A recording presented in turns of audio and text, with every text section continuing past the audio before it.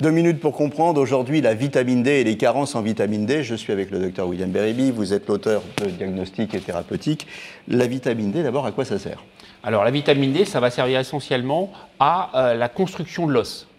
Donc il faut en avoir et pas être carencé pour avoir un os de qualité.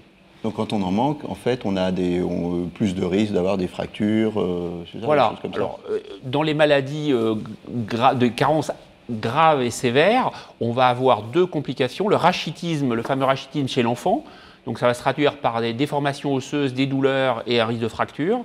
Et l'équivalent chez l'adulte, c'est l'ostéomalacie, où il va y avoir également un risque de fracture et puis une faiblesse musculaire importante. Ostéomalacie, ostéoporose, c'est pas la même chose? Non, c'est pas la même chose. L'ostéomalacie, c'est lié à une carence en vitamine D, et l'ostéoporose, c'est une déminéralisation de l'os, mais sans qu'il y ait obligatoirement de carence. Qu'est-ce qu'on fait alors quand on a une carence en vitamine D? D'abord, comment on l'identifie? Alors, on dose dans le sang, chez les patients notamment âgés.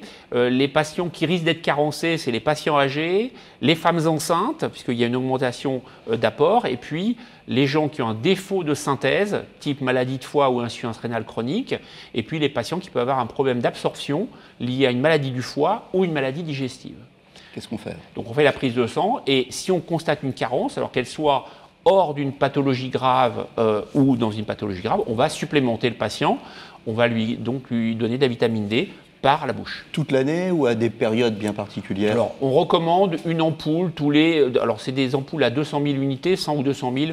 Chez quelqu'un qui n'a rien en préventif, on peut donner, notamment dans les zones peu exposées au soleil, une ampoule tous les 3 à 6 mois de vitamine D. En 10 secondes, 2 conseils d'alimentation. Alimentation, donc on consomme des poissons gras, sardines, saumon, des œufs, du beurre et puis du foie de volaille si on aime ça.